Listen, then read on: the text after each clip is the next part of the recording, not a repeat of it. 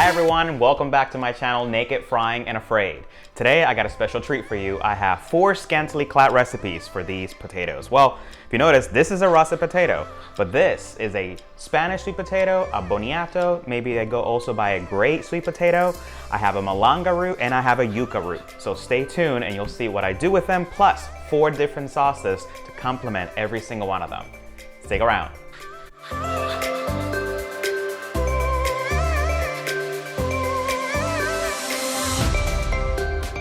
Okay, so let's go ahead and get started with the first one. I'm gonna start with the russet potato. Now, I'm using this one just because I like the flavor, the consistency, and just the shape of the potato. I'm gonna get really long fries out of these, so we're gonna peel it, and we're just gonna go ahead and slice it up.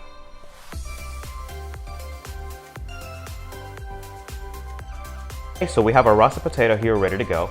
I have peeled it, and all I'm gonna do now is I'm gonna go ahead and cut it up in whatever shape I want. I'm gonna try to keep it about 1/4 inch in size.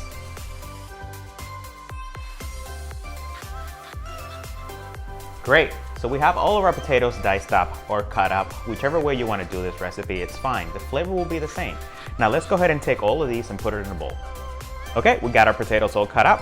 Now all we're gonna do is we're gonna add some seasonings to this. We're gonna take equal parts of the following 4 seasons. We're gonna take garlic powder. We have 1/2 tablespoon, goes right in there. We have 1/2 tablespoon of cumin, goes right in there. We go for 1/2 tablespoon of smoked paprika, and that's important because that will give it a much better flavor than just regular old paprika. And lastly, we're going to take dark chili powder, and that's also going to be 1/2 tablespoon, right in there too. To all of this, all we're going to add is oil, and all this is going to do is just going to coat the potato, nothing else. We're going to throw that right in there. Now go ahead and add salt and pepper to taste. I like to give it about 20 cranks of my salt grinder, but that's probably going to be about 1/2 teaspoon for you. I'm also going to add 1/2 teaspoon of pepper. Go ahead and toss all this up. Make sure that the potatoes get a nice coat of absolutely everything you put on them. There's a little bit of oil, a little bit of seasonings, and they're completely covered. They should look kind of orangey, or definitely every single inch of them should have a little color on them. So as you can see, they're already starting to combine. Keep going until you see everything completely covered. Done. All right, I got my potatoes in a bowl. So all I'm gonna do now is go ahead and open up my air fryer. I'm gonna put them right in here. Remember, the oil is already tossed in there, nothing else to add. And all I'm gonna do is put them back. I'm gonna go ahead and put this to 400 degrees, and I'm gonna do so for 20 minutes. Now, this is already gonna go and start doing its magic. At about minute 10, I'm gonna take it out and I'm gonna toss it to make sure that we have a nice even coat around all of them. Now my air fryer has a little alarm that I can set up, but otherwise you can just tell your Siri, your Alexa, or just use your good old watch and just set yourself a reminder. So in 10 minutes, we're back, shake it, and then come back at 20 and they're ready to go. Okay, it's been 10 minutes. Let's go ahead and take it out and see what's going on in there. I'm gonna hit pause. We're gonna take it out. Okay, those are starting to look pretty good. Let's go ahead and give them a shake. And we're gonna put them right back in there. We're gonna finish off the rest of the time. So now we're gonna make the French fry sauce. This is probably the easiest one of them all. So all we're gonna do is we're gonna take 2 tablespoons of your ketchup, and you can use any ketchup you want. So I'm just gonna go ahead and pour out 2 whole tablespoons. Now this is really your secret ingredient. This is chili pepper stirred in paste. This is delicious, this is sweet, this is not hot, and this really changes the flavor of this ketchup. So let's go ahead and put in about 1 tablespoon of this. Lastly, we're gonna put 1 teaspoon of mayonnaise. Let's give it a little stir.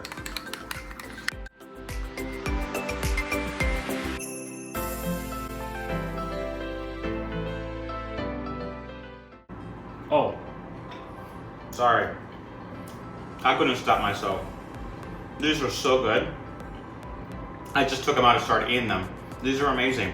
The dipping sauce is sweet.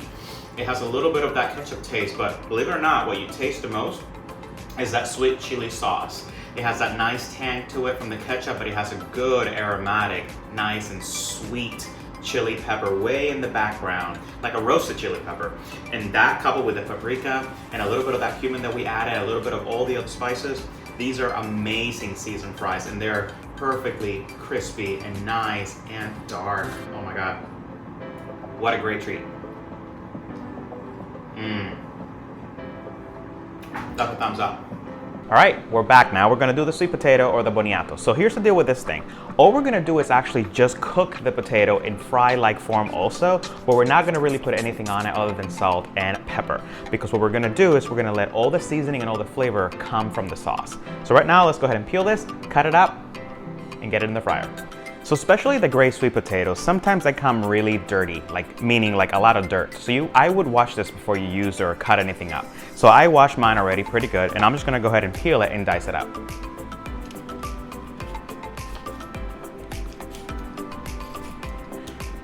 So as you can see, it already looks very different than your standard potato. It's mostly white or grayish, I would say, and it's not as sweet as the yellow one or the orange one. So take your time to go all the way around it, get all the skin off. They are not all this big. I just happened to find a really big one. And this is actually something you can see. This color is just the skin color underneath it. If you keep going, it'll turn white. So you wanna make sure that everything is absolutely that color when you finish peeling it. So all these little eyes, you may have to actually take a little extra time to take them all out. No different than any other vegetable, but this may be a little bit more work than just the other sweet potato. And you know what? You can do this recipe with the yellow sweet potato as well, or the orange sweet potato, or what you would just call a sweet potato. But this is just something different for us to try today. Okay, so look at that. I've actually gone all the way down to just this little piece. It used to be huge. So this is all the peel. I have to work all the way around all the little eyes and make sure that it's a nice white fleshy color. All right, I got everything chopped up. Now these are a little bit harder than the normal sweet potato. You really got to put some muscle in them. Now, as you can see, they're starting to oxidate already, but that's okay. They're gonna be just fine. All we're gonna do is we're gonna throw them in a bowl. And in this bowl, we're gonna add a couple of things. The first thing we're gonna add is some salt. We're gonna add about a teaspoon of salt. And actually not that much pepper.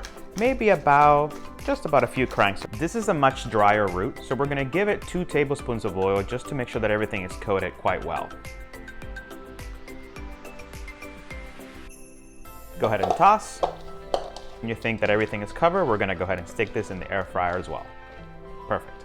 All right, I got my sweet potato boniato all cut up and ready to go. It's already oiled, it's already salt and peppered, so I'm just gonna go ahead and put it in the air fryer for the same 400 degrees for 20 minutes. So let's go ahead and pop them in here. And once I place it in the air fryer, I am gonna take it right back to 400 and the same 20 minutes. So for the sauce, it's actually pretty easy. All I'm gonna do is I'm gonna mix some sriracha, some honey, some garlic powder, and some cinnamon powder, along with some salt and pepper for taste. So all I'm gonna do is the following. I'm gonna take a 1/4 teaspoon of cinnamon, and I'm gonna mix in like a pinch of garlic. So I would say about 1/8 of a teaspoon. Now, as we have that all mixed together in there, we're gonna take 2 whole tablespoons of honey. Any honey you have is fine. I'm using organic honey today. So I'm gonna go ahead and mix in 2 whole tablespoons of honey. I'm now gonna put in about 1/2 of a tablespoon of sriracha. So this is actually pretty hot. So I'm just gonna make it about medium to hot. So once I put that in there, just a little bit, all I'm gonna do next is I'm gonna go ahead and give it a couple of cranks of pepper. And I'm gonna give it a couple of cranks of salt. Give it a little swirl. You'll feel it be a little thick in the beginning, and then all of a sudden it'll loosen up. That's when you know everything is mixed in, and that's your sauce. Okay, I did not make the same mistake this time. I am waiting to eat these on camera. Now, take a look at this. These look like French fries. These are amazing. They're crunching, they're hot, they're ready to go. Let's go ahead and give them a little dip and see how this tastes. Look at that. Is that fine? Oh yeah. Oh my goodness. Okay, when I tell you so far, these are my absolute favorite. So they taste nothing like sweet potato fries. You gotta try these. They're very sweet, but at the same time, you get a punch of savory because they're nowhere as sweet as the usual sweet potatoes that we're used to eating. These are much more savory. They definitely don't have sweet potato right there in the front. They have more of a sweet potato back, but definitely more potato in the front. You definitely get the cinnamon, you get the honey, you get the heat, but there's nothing really that's jumping out at you here. There's just a nice, mild French fry taste with a little bit of sweetness on the end and a nice kick. But then again, This is probably the best one that I've had so far today. It's nice and crunchy. It has a good flavor on the inside and a nice crisp on the outside.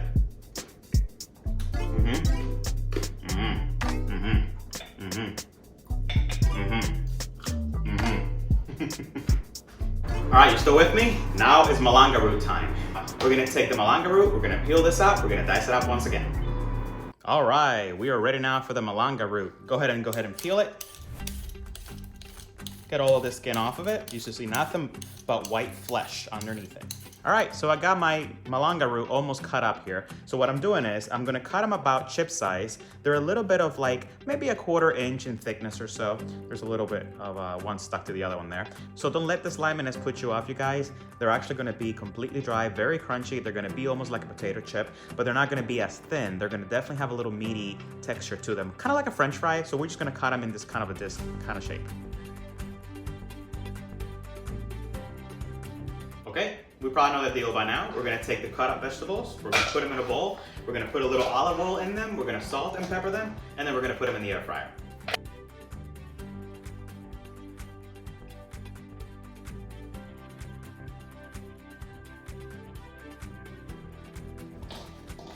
So you guys, at this point, as you can see, we're just putting a little bit of salt, a little bit of pepper, and a little bit of oil on most of these. And all we're gonna do is put them in the air fryer, frying them up. And then at the very end, we're gonna get a lot of flavor from the sauces that we're gonna make.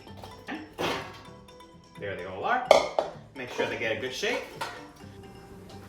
All right, on to the next sauce. So all I'm gonna do right now is I'm gonna take some of my fresh cilantro, take this whole bunch out of here, and I'm gonna pick about 2 tablespoons of cilantro. Now, this is gonna be basically stem and everything. And I'm gonna take my blender, I'm using my Blend-Tec today, and I'm just gonna throw it in there.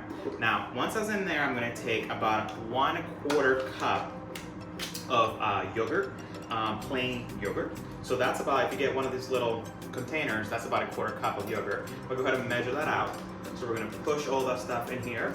Once I get everything all in there, I'm gonna go ahead and now I'm going to cut half of a lemon. And then squeeze half of 1 lemon in there. Put it in your eye. Depending on how juicy your lemon is, you want about 1 tablespoon of lemon juice. The next thing you want to do is take yourself an avocado. Now, I have a slim cutter. This is what was in season right now. It was ready to go, but you can use any avocado you want. Now, what I want to put in here, it's about half of a cup of avocados. All right, lastly and not least, we're gonna take 1 garlic clove. We're gonna punch that out. So you got garlic, you got yogurt, you got lemon juice, you got avocado, and you got some cilantro in there. I can hear my yuccas already starting to pop. It's very weird. They start making a little popping noise in there when they're almost ready to go. So let's go ahead and salt and pepper the taste, give them a little blend, and that's gonna be your dressing for them.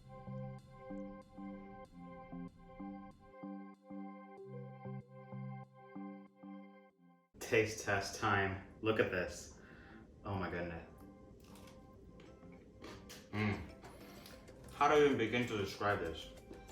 So, imagine a nice, crunchy, very thick cut potato chip.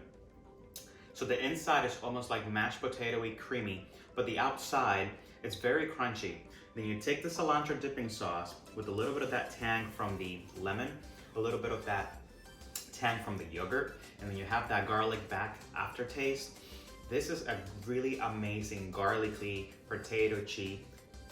That's not a word, but it is amazing. Oh my goodness. That is finger licking good. That is so succulent. That is so ready for a beer. That is so ready for a game, whatever. Okay, so I think each one of these are my new favorite. I love the French fry. I love the sweet potato. I'm loving the Malanga, so I cannot wait for the Yuca Fries. Now these are gonna be interesting because they're gonna be super crunchy because they're gonna be shaved. Let's take a look. And lastly, but definitely not least, it is our yuca. Now, these, as you can tell, they have almost like a little waxy cover, all of them they do. They just have a little bit more of a harder skin than all the ones we've been dealing with right now, but they still come off with a potato peeler. If you just press down on one end, you can slide forward and they come right back down. But as you can see, even my board moved a little bit, so you gotta put a little bit of pressure.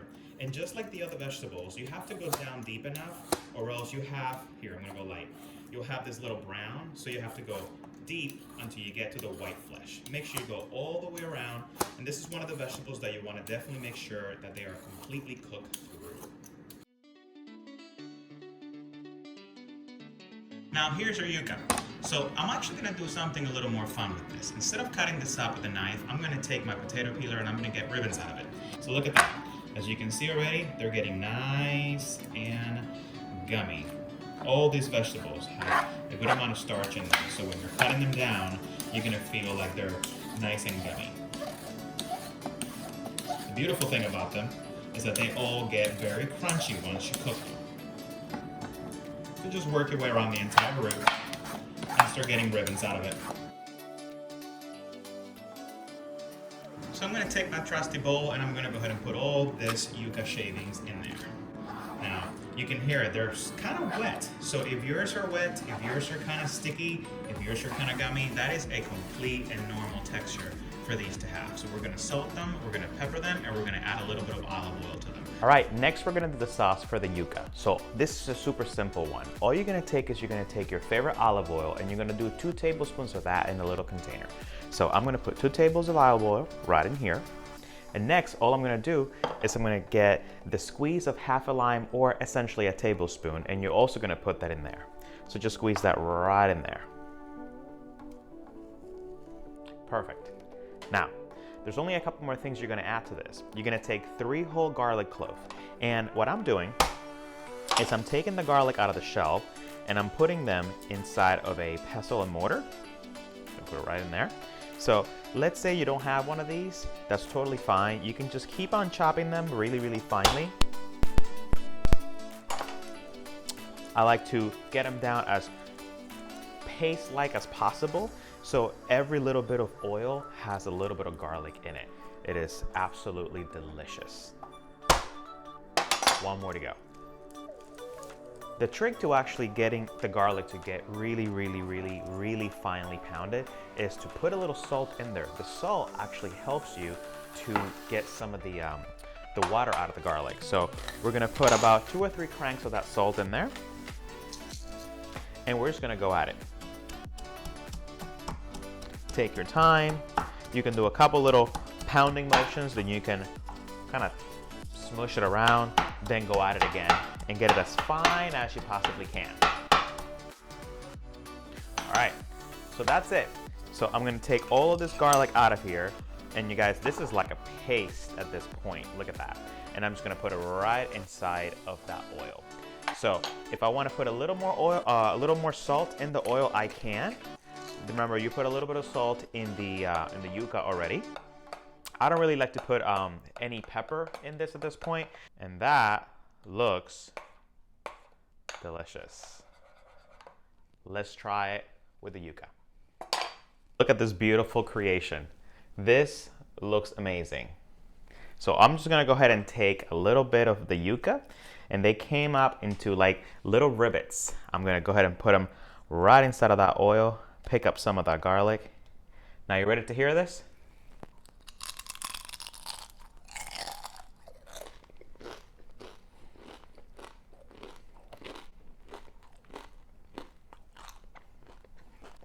Do I have to say anything else? Okay. Think of like phyllo dough. Think of like a nice crunchy pastry. That's exactly what this tastes like. It is so airy. There's barely any food in your mouth. I mean, the moment you put it in your mouth, it starts to disintegrate.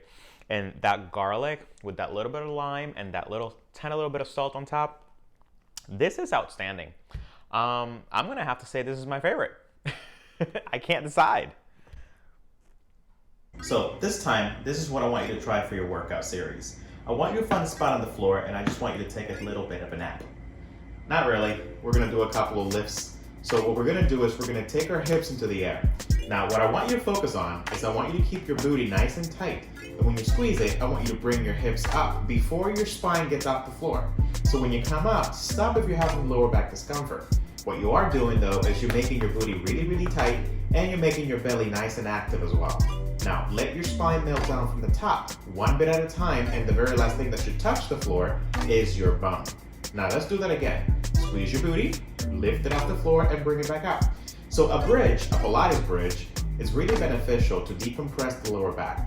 Not only that though, it brings mobility, it brings blood flow, and it gives you a nice activation of that midsection, hamstrings and calves. So really anyone can do this one. If you have though any herniations, any issues in your lower back, you definitely want to be careful with this one or skip this part of the workout. So you're gonna do 10, repeat it 3 different times. So here we go. Let's do 10 of these, bring it right back down. Inhaling nice and deep in through your nose, lifting up, and letting your spine melt one vertebra at a time. So let's say you finish your 10 of these. I want you to just keep your hips on the floor, take both hands, place them behind your head, and I want you to lift your head up just a little bit. So maybe your shoulders came off the floor. What I don't want you to do is to jam your chin all the way down here into your chest. You're kind of looking outwards, like if you had a little space between your chin and your chest that an apple could fit right there. See if you can lower your spine, keeping the space in your neck. Inhale, exhale, see if you can lift yourself back up, keeping that same little space. So we're gonna do about 15 of those. Now, don't be surprised if you start to shake a little bit. That just means it's working. So let's do a few more of these. Let's say about 10 more. We're gonna hold the last one up, take a nice little breath. Let's say you did 10 already, and we're gonna come right back down. Now, repeat that series 3 different times. So we did so far 10 bridges, you rested, you did that 3 times, then now you did 10 crunches, you rested, and we're gonna do that 3 times as well. The very last thing I want you to try is, I just want you to have yourself a seat, and I want you to grab the back of your thighs like so. Now, can you roll back with me about halfway? So when you hit about your tailbone area, I want you to stop, and I want you to roll back up. If you have a little issue in your tailbone, maybe you broke it in the past or it's a little tender, all I want you to do is I want you to hold yourself up nice and straight. So everybody else is gonna roll back, and all you're gonna do is you're gonna work on straightening your spine. Now, we're all gonna have the same challenge. In the next one, let's say we did 10 of these rollbacks, or you held it up for a count of 30. Everybody had their own homework, right? You roll for 10, or you held it up for 30. When you get to the very last one, I want you to hold yours. So I'm gonna roll back and I'm gonna hold mine. I'm gonna lift one leg and I'm gonna breathe. Now, this could be plenty of challenging already. If I'm okay here, I wanna bring the second leg up. This is even harder. So let's say this is a piece of cake and I want just a little bit more. I'm gonna let go of my hands. So try to hold this position for about 30 seconds. Maybe you start with just 10, maybe you move your way up to 15, and finally end up with 30 seconds. Now, if you were going to the just straight spine exercise, perhaps all you're gonna do is just lift your foot off the floor. Now, this is a lot harder for certain folks that have tighter hips, but already you're working on strengthening your spine and you're working on keeping your abdominals nice and active. So you can do it like this, one leg at a time. We're not gonna try the both legs at a time position. We're just gonna go maybe 30 seconds with the right leg up, maybe 30 seconds with the left leg up. So let's put it all in together into one whole routine. I started laying down on the ground. When I laid on the floor, I told my butt to get nice and tight, and I lifted it one vertebrae at a time. So engage the belly, engage the glutes, lift yourself up one little bit at a time, and once you make it to the top, you melt all the way down one little bit at a time as well. Now, you did 10 of those up and downs, you took a second, and then you did it 3 different times. When you were done with that series, you came hands behind your head. You did a bunch of these little crunches. I said 10 of those, right? You took the last one, you took a rest, and you did 10 more. You repeated that 3 different times. So now you've done 30 bridges and you've done 30 of these crunches. When you're done with that series, that's when you finally get up, you have yourself a seat, you place your hands behind your thighs, and you do one roll back. Once you get to that roll back position, that 30th time, so you roll back 10, 10, and 10, taking little breaks in between each set. You take one leg up and you held it. You take the second leg up and you held it. Perfect. And then maybe you even took your hands up and you held it. For those with an issue with the tailbone, you just took a nice tall seat. You held it there for 30 seconds, then you went 30 seconds with the right leg up, keeping your spine nice and straight, not rolling back at all. Then you took the last 30 seconds to bring up the next leg, and that was another 30 seconds. So thank you for joining me for this workout. Let's get back to the recipe. All right, so which is my favorite? Malanga, absolutely. These are so good, you guys. They're crunchy, they're meaty, they have a really good thickness inside of them, but then you bite into something that's crunchy, and then you have a really good, thick flesh that is giving you everything you want. It gives you potato, it gives you a little bit of something that you can't put your finger on, but then you add some garlic, you add some cilantro, you add something tangy like that lemon and that yogurt. This is a home run right here. Thank you so much, guys, for joining me one more time in Naked Frying and Afraid. I hope you like one of these 4 items that I made today. You can pair them with any of the other things we've made so far. It goes great with the fish, it goes great with the chicken wings, and stay tuned because the next thing I'm gonna do is gonna be a dessert. But for right now, remember, these didn't take a lot of oil, just a little bit to get them a little crunch. At this point, all you gotta remember is the liquid goes in the cook. Grab yourself something, and you have yourself a great day. See you later.